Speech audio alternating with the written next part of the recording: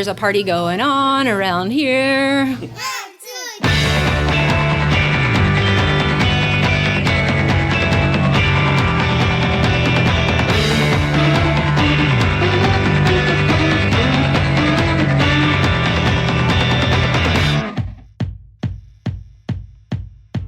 Hello, everyone. My name is John Edwards, and I am without Zeke Baker, and together we make the Dad's Drinking Bourbon. Wherever you are, whatever time it is, thank you for making us a part of your day. I would normally tell Zeke to say hello to the folks, but since he's not here, I have 3 replacements. So Zeke, if you are listening, it takes 3 people to take one hair of that mustache that you used to have and just walk in your shoes. But it is awesome because I have Gino, Christy, and Dave from Franklin Wine and Spirits. We are having a bourbon social here on a Monday. I just first have to say hats off to Christy because when she said that we were going to do this event, and she said, come down to the store, we'll do a little bit of podcasting. And I was like, all right, should we get like 3 people to be there slinging some stuff with us? She sends me this email and she's like, I have 10 distilleries coming. And as you can hear, there's music playing. There's 10 distilleries here. There's Bardstown Bourbon Company. There's Jeff the Creed. There's Infused. There's Wheeler's Raid. There's Wild Turkey. There's Cavalon. There's Filibuster. What am I missing? Chattanooga Whiskey. Chattanooga. How could I forget Chattanooga And Wheeler's Whiskey? Raid, too. Those guys are here with us. And Wheeler's Raid is here, also with their 54 North cocktails. But say hello to the folks, all of you. This is a great thing you all are doing. I'm Dave. Hello, everybody. Hello. Christy here. And I'm Gino. He's going to hate me for this. Gino shares a name with my favorite pizza place in Boston. Boston. And Gino and I, we do share some Boston roots, him and I. And when I moved in the area a couple months ago and I came in the store and I was like, I wonder what's going on down here. You all have a hell of a lot going on in the store. Now, Gino, you are the fearless leader.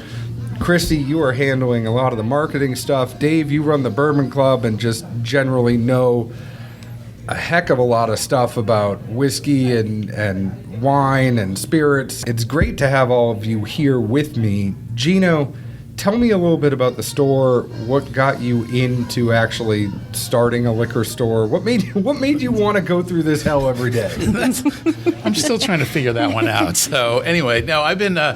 Dave started the store almost 8 years ago, and I came on part-time with him with the opening. Wanted to kind of work in the wine world. Been drinking wine and pairing wine with food for forever and a day, and so Dave was kind enough to have me be part of the staff, and I've been with him for 7+ years. And then last year when Dave wanted to retire, You've done a good job at that, by the way. Yeah. I said, Dave, I would love to have a chance to take the store from you, and been here for that 7 years, seen the clientele, seen some of the process, seen how the store's unfolded. And so, I spent a year going through all the legal stuff, and last year, October 4th, Dave passed the baton over to me, and been here and fortunate enough to have Dave stay on as not just a part-time person, but a support and someone who's known the store and has helped out, and he's a sommelier on top of that. So, couldn't ask for a better person to help. Well, I couldn't think of anybody better to sell the store. Gino was the only person other than myself, and that includes the rest of my family, that was here the entire time that the store has been open. We just started talking one day and kind of said, well, if you're ever interested in selling a store, and I go, well, maybe we should talk. And I think this discussion happened in Sunday school of all places. Yes. I've been dumped at church. It's okay. I mean, I was a Catholic school kid. Stuff happens. There's some amazing stuff and some terrible stuff that happens on church. You should see some of our socials. Absolutely. But Dave, I mean, for you, it's tremendously hard to become a sommelier, and kudos to you for that, because the years of training. What got you into the liquor business in the first place? What kind of made you gravitate to sommelier and then actually wanting to start a store? Yeah, it was kind of a habit that got out of control. I started collecting. My wife will say I collect a lot of things, but wine was one of them, and started out a little 12-bottle thing on top of the kitchen cabinet, and then a 100-bottle thing, and the next thing you know, I'm putting a wine cellar in my basement, and then basically I'd been in the healthcare business for 27 years, and I'd been thinking for 2 or 3 years about if I was going to do something, what would I do? A couple other things I really enjoyed doing. You look at it from a retail perspective, watching movies. Well, the DVD business is just gone. Love to read, so bookstores, they're gone. They just closed the last Blockbuster in the U.S. very recently. Oh, I thought that happened a long it's time amazing. ago. And that actually, an old Blockbuster on the other side of Franklin was one of the spaces I looked at. So that left wines, and that was the only thing that was really still a thriving business. And so I decided to pursue that. And then since I was coming from a healthcare background, I thought to have a little bit of credibility in the business, that's why I decided to go get my sommelier certification. So it was a lot of studying, and I'm just at the basic level, but and it's you still learn more every day. Absolutely. I feel the same way about bourbon, and I'm sure that you two were not expecting people like me to start coming in and having all the questions that we do about bourbon and the enthusiasm. I mean, I think wine enthusiasts can be a special breed of people, but I think bourbon people take it probably a step further, except a lot of times I think bourbon people come in and just go, "Hey, you got it, Pappy?" And then they walk right out. So Or Blanton's. Or now it's Blanton's. It's gone down to Blanton's. Oh, it's gone down to Buffalo Trace, I'm telling you. Everything's allocated nowadays, it seems like. It's rough. It's a jungle out there. We're happy to have you all as stewards to actually provide the brown liquid for all of us to drink and enjoy. And Christy, last but not least, you have an interesting story because you actually used to be a real estate agent, and then all of a sudden you realize that selling houses is not always fun, but selling people booze is even better. Nobody says no to wine or booze. Nobody turns me down, which is fascinating. And I happened into this business by chance also. Gino and I met through a CrossFit gym, and we were workout buddies, and he mentioned he purchased the store. I wanted a part-time job and had always, enjoyed wine or bourbon or any of the other spirits, and definitely wanted to learn more. And I have a knack for sales and marketing, and I've been doing that for 10 plus years now. So it was just a natural fit, and I got here and realized how much fun it is to just talk to people about it and to learn about it and to try so many different things. And I've had the pleasure of learning from Dave and learning from Gino and all the other wonderful folks here. So many things, so many new things. And bourbon has really caught my attention, and I've totally fangirled on you now.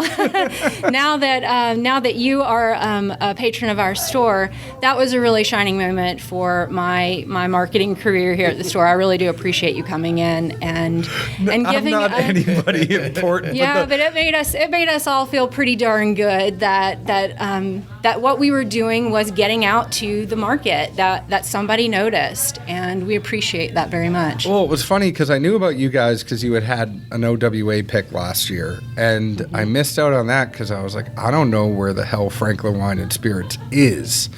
And I knew where Carruthers was, I knew where Cool Springs Wine and Spirits is, and then I didn't realize that right around the corner from where I was going all the time, right in McKay's Mill, right next to the Publix in McKay's Mill, and it was when I moved down here and I went to go to the grocery store and I went, shoot, that's where Franklin Wine and Spirits is? And then I came in and you see the store.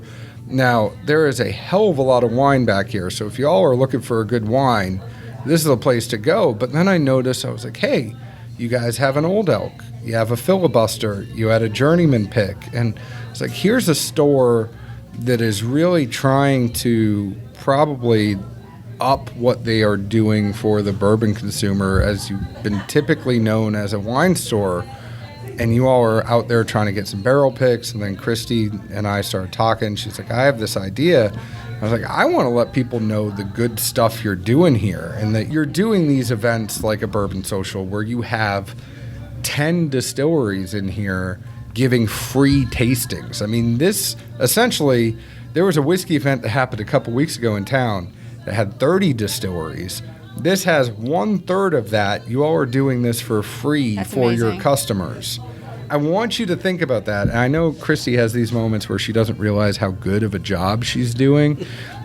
You basically did 1/3 of what people are stop paying it. a lot of money to do. And this is something you wanted to do to give back to the patrons of your store, something that you wanted to do to get everybody hanging out and doing something fun. And also to open people's minds and eyes to some of the other brands that are out there that are coming up, that are coming out with some new stuff and some new fun stuff. The Jephthah Creed is, I'm going to fangirl on her in here just a little bit because I love that is a woman-owned distillery. That is a very empowering thing for me in this day and age, being the only female sitting at the table. I appreciate that. But also the Chattanooga Whiskey, it's fantastic stuff. And then the Cavalon, not many people get the opportunity to try the Cavalon, and it is phenomenal. So just to give our customers and our friends and neighbors a chance to experience some of these different things and not have to buy a $125 ticket to go to one of the bigger events, but to come and shop in our store and enjoy that stuff. And that's something we've always done with all of our single barrel picks because every single barrel is different. We always have a sample of those open so you can try it before you decide whether you want to buy it or not. I remember one time we had a single barrel selection of Eagle Rare. Oh, man. And a gentleman came in the store, and we were sampling. I said, would you like to try our single barrel Eagle Rare? And he goes, well, I don't like Eagle Rare. And I said, well, the thing about single barrels is everyone's different. And so he tried it, loved it, bought a bottle. If he hadn't have tried that, he probably would have never had Eagle Rare again. So Exactly. it's like we got somebody converted back to Eagle Rare, you know. So that's just the thing about with all these so many new distilleries popping up. And, you know, do you want to buy 30, 40, 50 more dollar bottle of something that you don't know you're going to like or not? So it's great to have these events so that people get to try things, see what they like, and then go from there. But like you said, you guys are one of those stores. I feel like Nashville does this better than other places where you go into a store and you say, hey, you have a bottle of Rua there. You guys have a store pick of Rua right now, which I happen to really like. The only other one I've had was a 404 kitchen pick. But you guys have a tasting bar. If you've never had Rua and you don't realize what a malted barley is going to taste like and more of that American malt, hey, come down to Franklin Wine and Spirits. Dave, Christy, Gino would be happy to pour you a sample of it, just like your filibuster pick, just like your Old Elk pick. And you know how much we love Old Elk if you've listened to this show. But I think Nashville does that better, and the Middle Tennessee area does that better than other cities in the sense that we're welcoming, and y'all are taking a hit on that. I mean, that's a bottle or two that you guys are actually taking a hit on, and that's okay. You guys realize that is a marketing thing where you're actually getting your customers to taste and believe by experiencing, and then after you get that trust built up, they still might come in and taste it because, hey, free whiskey, but they're coming in and they're going, man, I know they picked a great barrel last time. I know they had a barrel Old Elk that I really, really liked. I'm going to trust them on this one. Well, I also think what you find is you come in, you try it, you love it. Well, you have 5 or 6 friends. You go talk to them and say, you ought to come try this. And, you know, and the next thing is just this snowball thing is sort of a, you know, the years I owned the store, we were always worried about the investment in marketing. You know, we had TV ads, radio, newspaper, what works. There's no way to really do it, but nothing seems to be beating word of mouth. So. I heard podcast ads do really well. You think so? Sponsorships.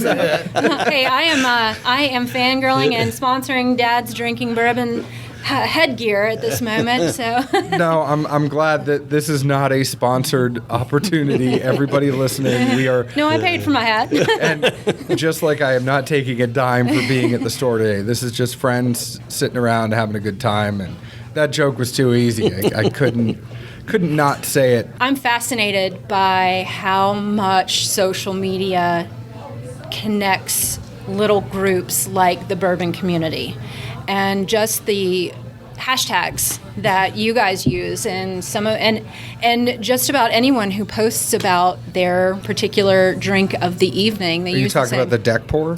The deck pour, or the I Love Bourbon, or the Bourbon Graham, or whiskey love, or something like that. We are the originators of the deck pour. Sweet. And the funny thing is, when we started hashtag deck pour, the other thing that you get is all these construction people that actually do a cement pour for your deck.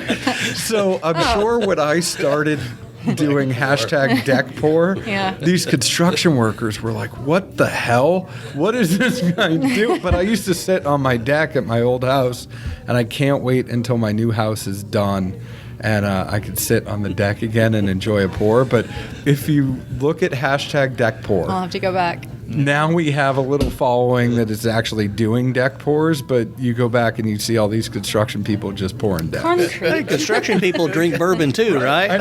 Exactly. I mean, I just hope one of them's going to look at it and go, shit, I want to drink that stuff. Like, what's Right? that? I need to be doing that. But you're right. The community is the craziest part of bourbon. And I think that's one of the things that makes me gravitate towards bourbon over other spirits. It's not just the fact that I graduated from Kentucky. It's from the distilleries down to the people that are enjoying it. It's one of those things where everybody takes care of each other. The stores take care of each other. The distilleries take care of each other. The podcasts take care of each other. The people that are drinking it take care of each other. And that's what I love about it. It's all about experiences. I can tell you guys, as Italian as I am, I can't tell you the first thing about wine. I could tell you I think Malbec is underappreciated, and it's a great thing to get on a menu. But if you were to tell me what's the difference between this type of Cab Sav and this Pinot Grigio and the Pinot Noir, I'd just be like, I don't know. Like, one's red, one's white. That's okay. I think Gino has the same feeling about bourbon, so. But I realized through what Dave has done over the years is he's created this bourbon following, and as I started to look at purchasing the store, the one kind of plan for me was to expand the bourbon area, because we had so many people come in and buy bourbon. We've got the Bourbon Club, and it just meant it was a no-brainer to think, there's something here. And I couldn't tell you, you can put 4 bourbons, and I couldn't tell you the difference between a lot of those, just like you can in terms of wine. But I know that people enjoy it. A lot of people enjoy it. And so it only made sense to say, we have a few less bottles of wine, but we got more bourbon. Great. It has to be interesting being next to a Publix where they can now sell wine. But let's not even... But with that is the store being where it's located in this subdivision. It's for me, it's part of the community. Yeah. Regardless if Publix sells wine or whatever beer, we being part of the McKay's Mill family, to me, is really important. And I can see a lot of people having this be their home base. You're driving home, you need a daily drinker, you need a Wild Turkey 101, you need a bottle of wine, you're having a dinner party, you're doing whatever. It's one of those places where it's like, oh yeah, it's convenient, it's right on the way home, let me go stop here. But I think to get back to your learning journey of bourbon and whiskey, the thing to understand, what I find interesting about wine is you can take the same grapes and make different expressions out of it, and different vintages out of it. You take the same grains and the configuration of grains, and what I think makes bourbon and whiskey a little bit interesting is just like you would have the barrels in wine that provide flavor, the barrels really do 65% of the work in whiskey, but that mash bill, there are so many different variations of the mash bill that it's impossible for everybody to know everything about whiskey. It's one of those things where this one has a little bit more malt. This one has a little bit more barley. This one has a little bit more rye. This one is wheat. This one doesn't even have rye. It all has to be a variation of corn, and that's that's one thing Right. Just like wine is a variation of grape.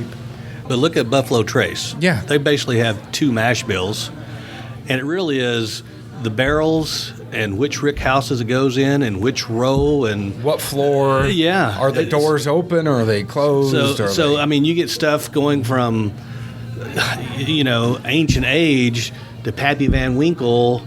It's really just the barrels and how much charring and the aging and then the art part of it with the master distiller coming in, sampling the barrels as they age and how well they're doing. Well, okay, so this barrel is determined it's going to be over here this product, and this one is maturing much nicer, and it's going to be a different product. So it's really just how they evolve in the barrel, and the master distiller seeing the potential of that barrel and designating where it's going to go.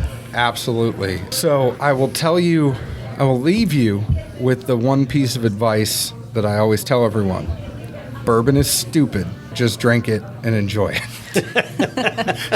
That's the best plan.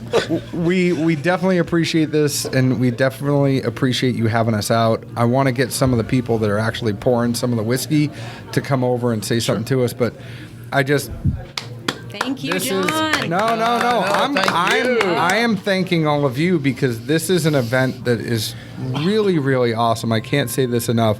The fact that a store would do a mini, it's not even a mini, it is a third. It's not even like Zoolander where it's like, it must be 3 times bigger than this. It's an awesome event, and you all should be proud, each and every one of you, that you guys put this together. Thank you. And that you have this going on in the neighborhood. And when you talk about the community of McKay's Mill and what you guys are doing in the community in Franklin and McKay's Mill, more specifically on a microcosm, this is a really cool thing you all are doing, and I hope you do more stuff like this in the future. So Absolutely. thank you. Absolutely. Yeah, and you talked about the friendship within the distilleries. I mean, I watched as the different distillers and others came in. They were all just happy to see each other. It's not like, this is going to be a competition. No, it's like, let's enjoy all this together. The more the merrier. The same thing, yeah. That's wonderful. Cool. Thank you. Awesome. Thank you. We're going to take a little break. We will be right back on Dad's Drinking Bourbon.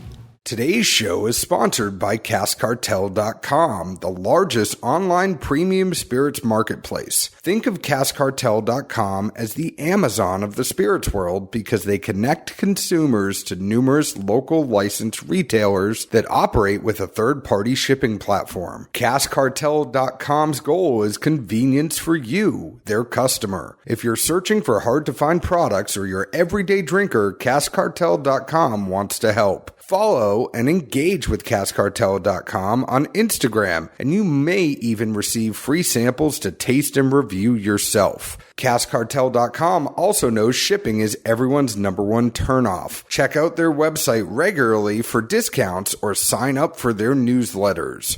Remember, CaskCartel.com, changing the industry standard. And we are back at Franklin Wine and Spirits for their Bourbon Social, which this is a pretty crazy thing that they are actually doing on a Monday to have 10 distilleries here, a bunch of people coming through. It's good times. We have 2 friends that decided to sit down with us. Y'all know John from Chattanooga Whiskey, and he's in town, so he decided to come sit back with us. But we also have Ryan from Bardstown Bourbon Company. Both of you came back here. This is freaking crazy that a store is doing this on a Monday, getting all of you out. I was telling them, normally people have to pay for this. And this is like an event somebody would actually go to and pay money. How the hell did they get both of you here? It's a good question. We just hired someone for Nashville recently. She said, I was at Franklin Wine and Spirits. They said they would bring in some of the new whiskey that we just released if we came here and hung out on a Monday. And I was like, on a Monday? No one does tastings on a Monday. She proved me wrong. I walked in the door today to see her and 10 other distilleries dropping their juice all over the place. And it's been a pretty cool experience to see that on a Monday in a liquor store. Very rare. Ryan, you do a lot of tastings. Do you normally see this on a Monday? No, not at all. And just because we just launched Nashville July 1st, I basically am not saying no to anything right now. So exactly. Come on a Monday, come on a Sunday, like whenever it needs to be. We'll be here trying to get the word out there and let people try the juice that we're putting out. I will say, if anyone's trying to date Ryan, his girlfriend is here, so he is saying no to some things. Shoot, I was going Right. to ask him to go out with me later. I know, me too. And then I found out he was taken, Bummer. and it was a huge bummer. Very disappointing. I'm really happy to have both of you here because I kind of put you both in the same boat as, John, you guys have been around for a while. 2011. 2011. I mean, that's in the whiskey game, right? 8 years now is a long time, but Yeah. you guys are young in the sense of putting out your own stuff. And Bardstown, I mean, your own stuff that is amazing that I got to have the white dog of, it's aging. It's sleeping right now, and you're ready to explode. You have your 3 sourced products that you guys put out now with your Fusion, your Discovery, and your Pfeiffer Favit. But tell us a little bit about your whiskey. I know we reviewed it, but let's hear it from the horse's mouth. What are you guys up to right now? Sure. And then we'll get back to what John's up to. Yeah, absolutely. So we do have those 3 different expressions out on the market now. Our Fusion series is extremely exciting for us because 60% of that juice is coming directly out of our distillery, sitting at about a little over 2 years old. And then that third distillate that's in there is an 11.5-year bourbon coming out of Kentucky as well. So get the spicy notes from some of the rye and the younger stuff, and then a nice warm finish with that older bourbon that's in there as well. Yeah, and the older stuff that's in there, how old is that older stuff that's in there? It's 11 years, 7 months. That's crazy.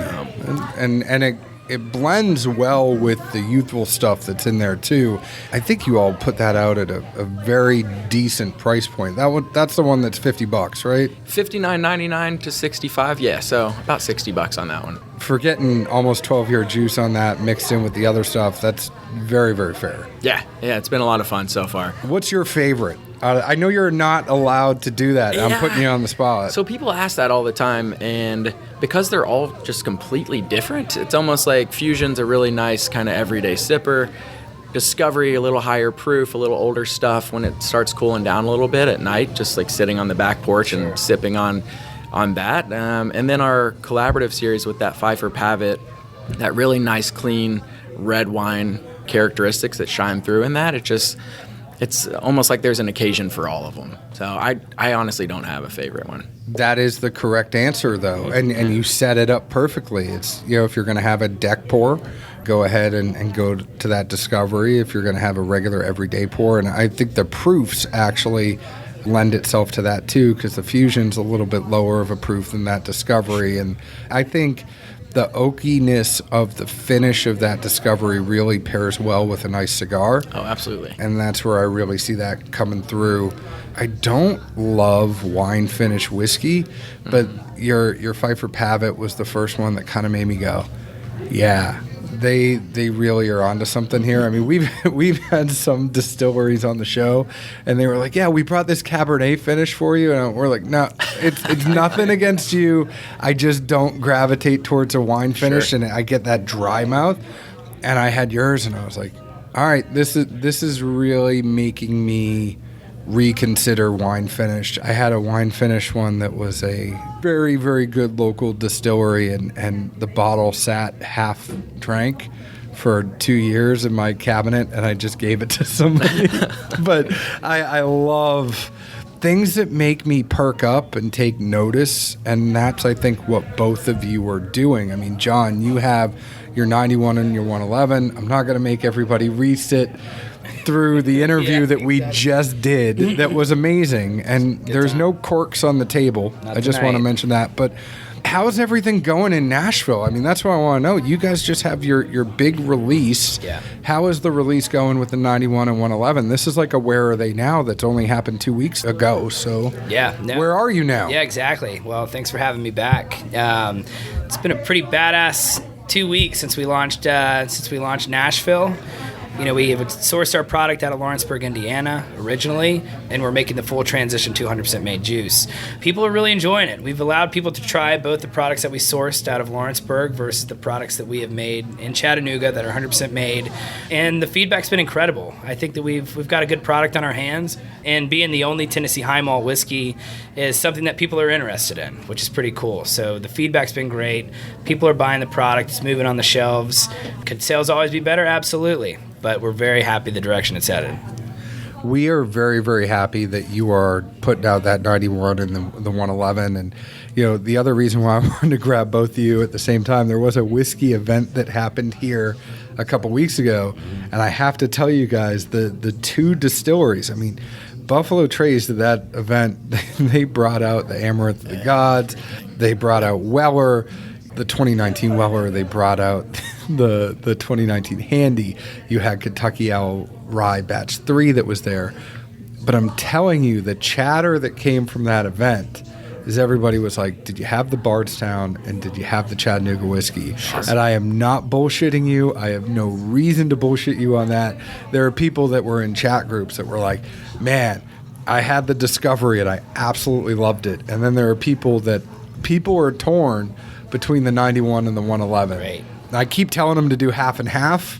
Before you leave here, you have to try the half and half of the 91 and the 111 with the Chattanooga Whiskey, but there are some people that are really gravitating towards that 111. I keep telling people I can't get over how much that 91 packs flavor. That's a lot. It's kind of like the Discovery. Out of the three, for Bardstown, the Discovery is my favorite, and that's kind of where I gravitate to, is more of a higher proof whiskey, and I love that Discovery that you guys have. It's funny with Chattanooga, it's almost like that 91, and it's the Solera aging that goes in with that whiskey. John was nice enough to let me try the Solera straight from the barrel, and that was like 117 proof. 117, yep. I'm begging you. Begging you to put texted that me the other out. day about it. I'm all about it. I think that's a great idea. We've talked about it too, and who knows? I think you're going to see a lot of cool stuff that can come from Chattanooga Whiskey in the future for sure. I absolutely know that great stuff is going to come from Chattanooga. As far as Bardstown goes, the list, and this is going to sound like I'm doing an ad for you guys, I'm not, but the list of great shit that is coming from Bardstown right now, Chicken Cock is going to be coming from Bardstown. Kentucky Owl is going to be coming from Bardstown. Belle Meade is going to be coming from Bardstown. Jefferson's is going to be coming from Bardstown. James E. Pepper is going to be coming from Bardstown. Did I get them all? High West is another one. Calumet. The list just kind of keeps on cruising. Wow. And I can't get over. It's one of these things. Awesome. Yeah. I know I'm going to go up and have a longer podcast with y'all up there, but I can't get over. It's like one of those things. You see a Ferrari. You see a very good-looking Ferrari, and that's the way that I describe Bardstown to everybody. Is like you drive up to the distillery, and everything's white. You have that big grassy wall, the leather couches. Everything looks super classy. It looks like a Ferrari. But then, most Ferraris have like a V12. So there's a bunch of stuff going on behind the scenes. And then you go back behind the scenes at Bardstown, and you see the schedule. And you see all the things that they're doing and how they have to clean out stills. That's awesome. You see it all. I'm gonna check that out. It's awesome. It's it's the Ferrari of distilleries in the sense that they're always churning, they're always doing something, and there's so much going on, and the logistics of it all makes me dork out because they have to be sitting there. You guys know, John, you picked your mash. And you're like, all right, this is what we're running. Everything else goes at the experimental distillery. Bardstown's like, all right, we're doing our own stuff right now. Sure. Then we're moving to this one. Then we're moving to this one. We're moving to this one. And then there's the ones that they can't even tell us about. The secrets. The secrets. Yep. So I just love what both of y'all are doing. Thanks. And I just want to have you over to say thank you. Please keep up the good work. And I was just happy to grab you guys for a couple minutes. And absolutely. Thanks for coming Thanks on. for having us. Thanks for having Where can the us. folks find Bardstown? I know you're on Bardstown Bourbon Company on Instagram. Sure. BardstownBourbonCompany.com. Absolutely, yeah. You can go, and I think it should be about a week out where you can go to bardstownbourbon.com and book tours. So our tour facility is just right on the cusp of being finished as well. So really nice restaurant there, so you can book a reservation for lunch and then come do a tour with us as well. And the thing I love about it, they have these have you been up there yet, John? I haven't. No, I look forward to it. They have this whole vault, and I swear. It's awesome. I had 1969 old charter, and it was not expensive. Now, granted, there are some pours on there that are going to be expensive. You can find some really good value vintage pours on there that are awesome. And go ahead and go to Bottled and Bond. It's a good time. And John, everybody knows, go down to the Experimental Distillery in Chattanooga. Check out what you guys are doing, the bars down there. Our boy Corey is running stuff down there. Yes. And go ahead and find, it's Chat Whiskey. Yep, at Chat Whiskey. It's our Instagram, and then if you can find us at ChattanoogaWhiskey.com. You can book tours online, and you can find a lot of information about the experimental releases that we have done in the past and the stuff that's going to be coming out in the near future. So, and you can find all of the whiskey of Bardstown Bourbon Company and Chattanooga Whiskey now in Nashville. Absolutely. So check them out. We're going to take a quick break. John, Ryan, thank you guys so much for coming, and we will talk to you all soon. Thanks, man. All right, we are back at Franklin Wine and Spirits. It is the Bourbon Social. It is a Monday whiskey event at Franklin Wine and Spirits that is turning into a pretty crazy thing. And I have to say, we have a great friend of the show, Andy Brennan from Campari Wild Turkey, is joining us in this makeshift studio we have at the back of Franklin Wine and Spirits. Andy, thanks for coming on. Oh, thank you for having me. It's not every day we get you. You are very elusive. A lot of the time you pass the baton to Bruce, Joanne, Eddie, Jimmy, whoever else is at the Wild Turkey thing, but you're always lurking in the background. For those of you that listened to our interview with Bruce Russell, Andy was there. You were there. You just didn't talk. What's up? Nobody wants to hear what I have to say if you have Bruce in the room. They do want to hear what you have to say because you are the guy that is out there making it happen in Nashville. You are coordinating all the barrel picks for the state of Tennessee. You are out there slinging, making sure everybody has their whiskey, making sure everybody has, what's the other stuff? All the stuff under Campari's umbrella. How many spirits are you in charge of? The total portfolio, Campari has about 30 or so different brands. Sky Vodka and Wild Turkey are our biggest. We do Espolón tequila, Cabo Wabo tequila, Appleton Estate rum. We have some Canadian whiskeys. We have a whole Italian portfolio, Campari, Aperol, Averna, Braulio, Cynar.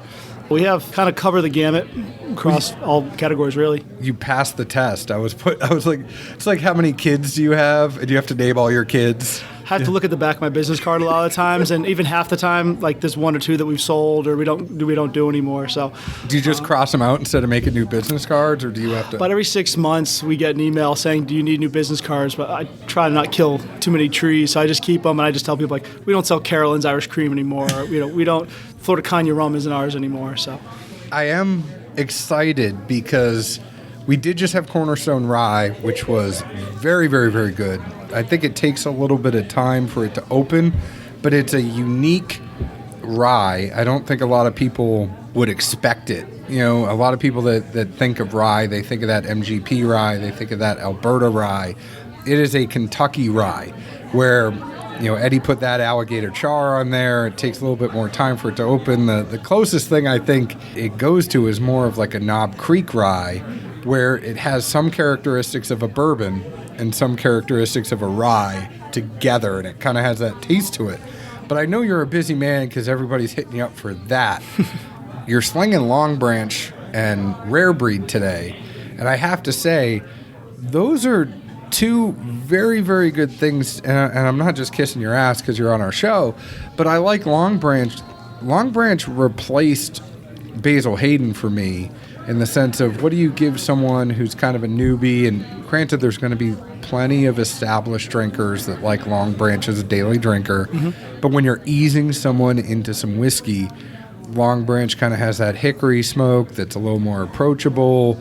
It's a little bit lower of a proof, and it's priced a little bit better than Basil Hayden is. And then you have Rare Breed, which I think is one of the best damn bourbons on the shelf that isn't allocated. You can find it in every store for $45. You brought some heavy hitters today. I mean, you didn't bring the Cornerstone, but you brought some heavy hitters. Unfortunately, I didn't want to bring anything. I didn't want to get the people riled up and then not tell them, where can I get it? I'm like, well, you can't. It's already sold out. Yeah, the Cornerstone Rye was really cool, and you guys have Bruce to thank for that. Both Eddie and Jimmy really like ryes, obviously, but Bruce is really the one pushing behind that. It's cool because we have a Russell's 6-year rye that's a small batch, and we have a Russell's single barrel rye that is on average about 6 years old. So they really kind of pushed some of the rye stock to kind of its limits with that. And I think, to your point, it was everybody grabbed it. Tennessee was one of the first states to get it. Liquid had only been in the bottle about 2 weeks. So that's kind of the recommendation we're giving is have people open it and let it sit for a little bit. And I've tried it each week since I've had the bottle, and it's gotten better and better each week. And then, funny enough, with when you told me about this event, I was like, well, what can we bring that kind of 2 bottles that kind of cover the gamut of the portfolio? To your point, you hear a lot of times people say, well, Wild Turkey has that spice or that bite, or it's too high a proof. When we signed the contract with McConaughey to be our creative director, he turned to Eddie Russell and was like, "Can I help?" He was like, "Can I make a bourbon?" And Eddie said, "No, you can't." And he's like, "You can have no part of this." But he's like, "I can make one for you." So he essentially told him the flavor that he likes, the notes he wanted to hit, and he wanted it to be more of like a sessionable drink where, I think McConaughey likes to drink a little bit, so he wasn't looking to have something super high proof. And can't you just picture him on the stills? Like, well, all right, Eddie. That's what Eddie said. He's like, "I want you, you're coming nowhere near this." And so they threw the hickory and the mesquite, kind of the filtering in, and that really, I think Eddie even said he was really surprised at how much that mellowed it out. And funny enough, he said it took about 2 years and about 40 different samples. Eddie said he was sending DHL samples all over the world to like China and Hong Kong and Australia, wherever he was recording. And he said, funny enough, McConaughey calls him at like 2:30 in the morning one time, blitzed, and said, he's like, "This is it. This is the one I want." He was camping with his family on his property in Texas, and he was like, "All right." And that's the liquid they rolled with. So we always tell people, like, it's not meant to be an entry-level bourbon, but it is. It's much sweeter than the typical Wild Turkey, tasting profile. So you can kind of sip it, and it's good, very mixable, good neat. He wanted one that was good neat. And then on the flip side, you have Rare Breed, which is, cask strength, 116.8 proof. Normally, that's a 6, 8, and 12-year blend. And Bruce, I think, told us about this on the podcast last fall. So much of the 8-year-old liquid that normally goes into Rare Breed had to be pulled aside for Long Branch because they were expecting to sell about 4,000 cases of Long Branch last year, and they sold 25,000 cases the first year out. So they're all tied together. Yep. And so Rare Breed, this current batch of Rare Breed is a 6, 12, and 15-year blend at 116.8. Future batches will change, and they keep raising the proof a little bit each time, but it's pretty good. So they're tied together a little bit, those two brands, and it's kind of neat because they're the opposite ends of the spectrum as far as proof and tasting profile. Well, I just want to say, I got to have you on some other time to go deeper into your job because I think it's a little interesting and sometimes you guys, you're underappreciated. I'll just say that, the road warriors that are out slinging whiskey and handing it out to everyone and you're at every single whiskey event and you're doing all the stuff, but you also have to be in tune to the stores and be in tune to the distillery and not just Wild Turkey, but everything Campari's doing. And for those of us that appreciate whiskey and what we're doing and what we're drinking, I just want to say thank you. And I can't believe Franklin Wine and Spirits got all these awesome distilleries out here today, but thank you for being a part of it. No, this is awesome. This has been a great event. I look forward to their future bourbon social events. Me too.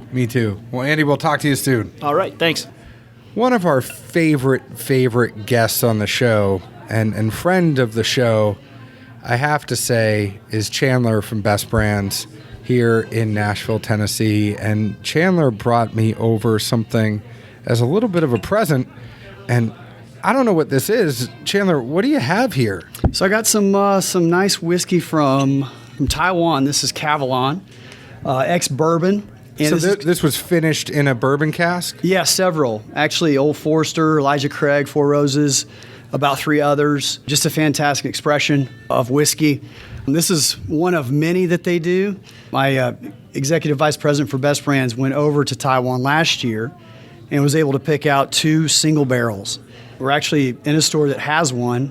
It's the Taiwanosaurus Rex. Phenomenal. It's in a blue tube, but it's not a paper tube. I mean, it is a crazy, awesome presentation where you have like a metal clasp, but it's a gold colored clasp and blue cloth tube, but it's hard. I mean, it looks like it's a couple $100 to get, and the case looks $250. Yeah, the case is indicative of this is a very nice whiskey that has a very nice presentation. Yeah, it has that Asian elegance look to it. Oh yeah. It's I'm expecting like when you open it up that it's almost gonna just have flowers and things popping out of it. You know, all those kind of Asian accoutrements. But right. It is a gorgeous looking box, and there's like white silk on the inside. You guys went above and beyond with the presentation of it, and I think Cavalon probably had something to do with that, but it is a great bottle too. It's one that will turn heads. Yeah, if you can find it, there's still a few out there. So how many did you have? We got around, I think, 26 cases. Oh man. Yeah, 26 six-packs. And there might be some still out there. If you can get your hands on it, you should definitely try to find it. There might be one at Franklin Wine and Spirits. There is one here. But it might not be here after this. It might not be here after tonight. Totally. You know, Chandler's working hard. Yeah. Now, you always have some goodies, and whenever we see you, you're always making us try something new. A couple weeks ago, you had me try a pretty interesting tequila. Today, it's Cavalon. This is whiskey from Taiwan. They have a bourbon finish. What else do they have? What are the other finishes before we We've get got a into sherry this bourbon? finish. We have a port cask finish where they do a vintage tawny and ruby port, a deviation of sherry and bourbon together, but just some fantastic whiskeys. They were put on the map in 2010 with one of the awards that they won, where they went head to head with some Scotch whiskeys and an American bourbon, and actually stole the show and won. 2012 they won Scotch Whiskey of the Year, World Whiskey of the Year with Jim Murray Whiskey Bible with their sherry, which is one of my favorite whiskeys and what really brought me to the love of sherry in whiskey. And then 2015, Vino Barrique won World Whiskey of the Year. 2016, back-to-back again, the sherry won again. So they're getting some really, really nice awards, and rightly so. But this one I brought over to you. This is the ex-bourbon. You want to taste it? Yeah, let's taste it. I'm even going to keep that pause in there. And I always love your tasting notes. I will tell people we talked about this before we went on, but I want people to know, I can tell you right now, I concur with Chandler's tasting notes, and we did have a long discussion about this. But tell the folks, because I can't understate this enough, I love Chandler's tasting notes. I appreciate that. They're one of my favorite things ever, just listening what he got. But he said some of the stuff on here, and I'll talk about it for a second after he gives his notes. But after he said it, I was like, you know what? You're 100% right. But Chandler, what'd you get on this one? So I got a little honeycomb, like honeycomb cereal, golden graham. I got a little Mexican fried ice cream where the honey meets the cornflake, and the small touch of banana fruit. And I got a little eggnog on the finish. And the thing about me, people know that I pull out some crazy shit, but and a lot of folks laugh about what I pull out. But you know, my thing is that we all have experience and knows and what we remember going back to the age of 2. We've got that in our memory. And no matter how crazy it might sound, the first thing that comes to your mind, it might be a color. And I remember that color. That color usually moves, and it moves to something that my mind finally forms a shape around, and I'm able to figure out, okay, what is that? All right, and I write it down, and it's always been a lot of fun for me. Another great thing is to develop your palate is to download the cheat sheets. The whiskey wheels are a whole lot of fun. Oh yeah, they are. Mm-hmm. Yep. So a good one for these, because they're more Scotch-like, would be let's see, Dr. Jim Swan's whiskey wheel. And one of the craziest things on there is Fancy Floss. And if you don't know what that is, that's cotton candy. So very Fancy. different. Oh, Fancy so Floss. so it's because it's it's like them saying chips instead of aluminium. fries. Yeah. Yeah. And when they say the letter Z, it's Z. Zed. Yep. Aluminium. Yeah. So what'd you think of the bourbon? I think it's fantastic. So this is 46% ABV, so 92 proof. It's going to be more of an approachable drinker, but I still think it's bold with some flavor and spice. And the funny thing about this is on the nose, it's sweet. It's got a little bit of that Scotch stuff to it. Oh, yeah. But it's not peaty. No. It's not peaty, but it has something where I think it's almost a hybrid between a Scotch and a bourbon, where you're going to get a little bit of notes of one, and you're going to get notes of the other, but the nose is more Scotch forward. Definitely than more a Scotch bourbon forward. And that's the malted barley there. One thing I will say is that you don't get the oiliness that you do with Scotch. That's really what separates it for me. But fantastic product. They get more visitors out here in a given year to their distillery than all of the combined distilleries in Scotland get in a year. So, Really? Yeah, the Asians, they're really big fans of their whiskey. How much does this one go for? So this is going to be about $128, depending on where you're at. And what's the age? So about 4 to 6 years for this. But it's in more of like that Scotch category, and I have to think that Taiwan is aging. The climate is different than Scotland, so a 4 to 6 year malt that is in Taiwan would be a little bit different than a 4 to 6 year malt in Scotland. Oh yeah, Scotland, you're 0 to 2% angel share a year, if that, and so you're not really ever going above 2, and some people don't even get to 2. So these guys, they experience very, very hot summer. But they're also a very, very cold winter. They sit at the foothills of the snowy mountain range that the Siberian winds in the winter come down and are very, very cold. And it's a good thing because they get the snow melt, and that's their water source. So it's very, very pristine and clean, which is what we all know is what really separates great whiskeys. Well, I'm a fan. I've seeked out Cavalon before, but I definitely will continue to seek them out in the future. And Chandler, we always thank you for everything you do, and we thank you for coming to hang out with the show. I know that you have a whole portfolio with Best Brands, and you are working to make Nashville continue to drink and drink well. Where can the folks find you personally? Because you have an Instagram that you hang out on sometimes, right? I'm Chandler Buck 76. Everybody go find Chandler. Everybody go find us at Dad's Drinking Bourbon on Instagram and Facebook, Bourbon Dads on Twitter. Please rate and review us just like we rate and review whiskey, honestly, on your favorite podcast app. We thank you, Franklin Wine and Spirits, for letting us come out for the Bourbon Social. We hope we get to do another one soon, and we will see you all here in Nashville, Tennessee. Cheers. Cheers.